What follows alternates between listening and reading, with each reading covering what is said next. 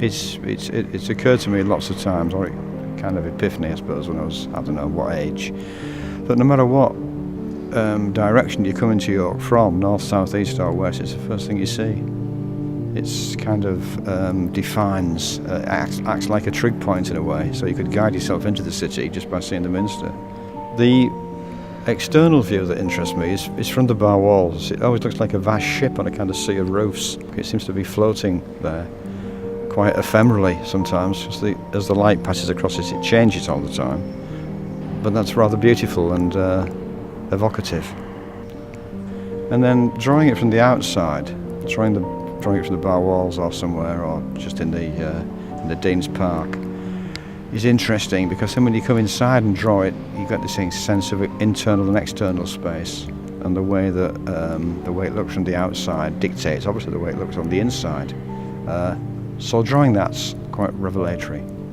Central Tower soars so high, so I've stood on it a lot and drawn the surrounding landscape. But the inside seems to me to be very light and airy, and it means a great deal to me because I was brought here a lot by my father when I was younger.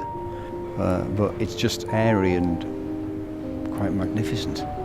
And the obvious parallel is everybody says this, but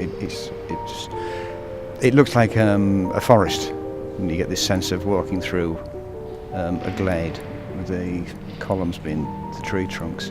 But the other thing that interests me about Gothic architecture, Romanesque architecture in particular, is they have a fantastic sense of nature, but it's completely reinvented and it's turned into some abstract concept.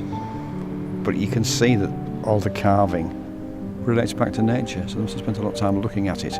Whether they drew it or not, I don't know, but they certainly drew it when they carved it. The challenge is to draw the space and get that sense of vastness without it turning into chaos, or without it becoming some pedantic piece of topography, which I wouldn't want it to become either if I was drawing it.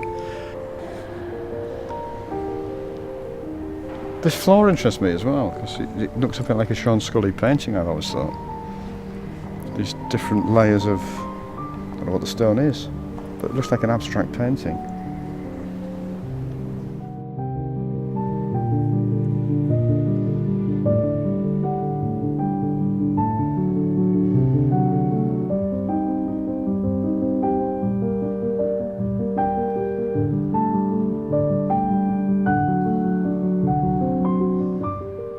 Windows are beautiful, the glass is astonishing, and that's had an influence on me, because one of my favourite painters is George Rouault, who of course was a stone glass apprentice. I think he's a little overlooked as a painter. The sense of colour and sense of drama that you get within his bars of oil paint obviously relate to the bars of coloured glass with the lead separating them. So it's an inspiration, and the Five Sisters of course, which is completely abstract.